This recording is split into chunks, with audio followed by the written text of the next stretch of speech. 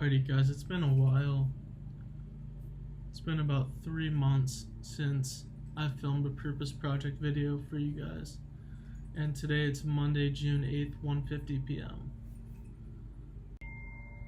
So basically, something I want to talk about is DBT skills, which I may have talked about in a previous video, but I want to reflect on them again, specifically the mindfulness skills.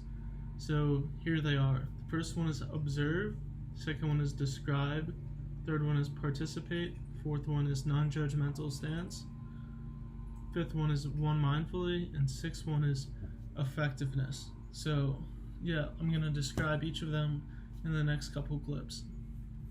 So basically observe is pretty straightforward.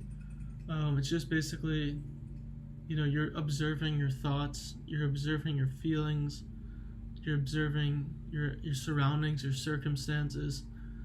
Describe is basically, it's similar to observe, but you're describing, what you're feeling, what you're thinking, what circumstances you're around.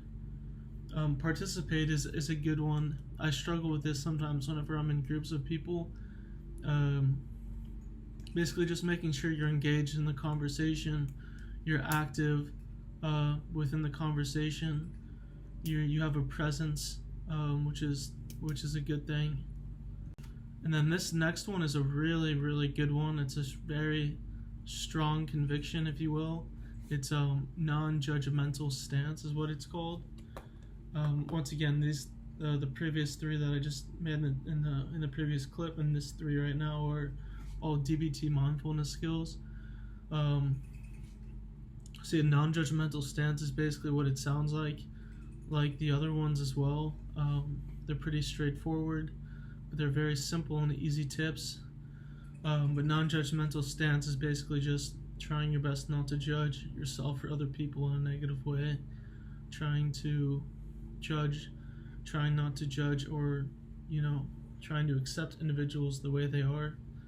And then one mindfully is another really good one. I was telling one of my buddies yesterday when we were detailing cars, just to focus on, I think my friend does this really well. He just focuses on one thing at a time instead of doing something and then thinking something else. He's fully committed into whatever he's doing, which is a very, very, very good skill to have. And then effectiveness, if you're struggling or not, just effectiveness is basically just doing things that have worked well for you in the past, basically. And then some things outside of DBT, outside of observe, describe, participate, non-judgmental stance, one mindfully, and effectiveness. Those are really, really good to implement into your daily routine. A little bit of Buddhism, a little bit of DBT combined into one. Yeah, another good just general life tip is to not be afraid to pivot and adjust when something isn't going your way. Like for myself, for example, yesterday I was detailing cars. We had detailed the first car, went really well. The second car was going good, and then had some issues come up. We had to pivot and adjust because things weren't going the way that they, probably should have been going. So we pivoted, adjusted. Things didn't end up the way that we envisioned. At the same time, I was able to come home, regroup eventually, and calm down. And my friend was able to, go back and finish the job this morning, which was awesome of him. So I'm listening to this book called The Power of Now once again. I think I've read it once and listened to the audiobook once, at least once, but I'm listening to it again. And it talks about how, people, you'll hear people say nowadays, it's okay to not be okay. And then, which I agree with. I mean, to an extent, it's okay to not be okay, unless you make a habit of, self-destructing yourself for no good reason, if that makes any sense. Because really, in this moment, they say in the book, in the present moment, what is actually wrong? Nothing is wrong. Things have been wrong in the past, in the future, but in this present moment, I get, certain individuals are struggling. certain countries are at war, bombs are being dropped, people are being killed, but put that aside, in this present moment, what is wrong? And in the book, Eckhart Tolle says that nothing is really wrong in the moment. And to be more clear, he calls the moment life. There's nothing wrong with life. That being said, in your life situation, life is like consciousness, consciousness experiencing consciousness, the universe experiencing the universe. That's what we all are. We are a part of the universe, experiencing the universe. Your life situation, on the other hand, is your circumstances. That's where, things could, your circumstances could be not ideal.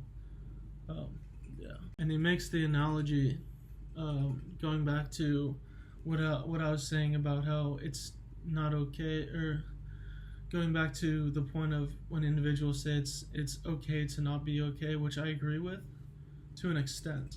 Eckhart Tolle says, if there's like a really bad food that you don't like, would you continue to eat it to make yourself feel bad? I know that's completely different, and I agree. It's okay to not be okay, and address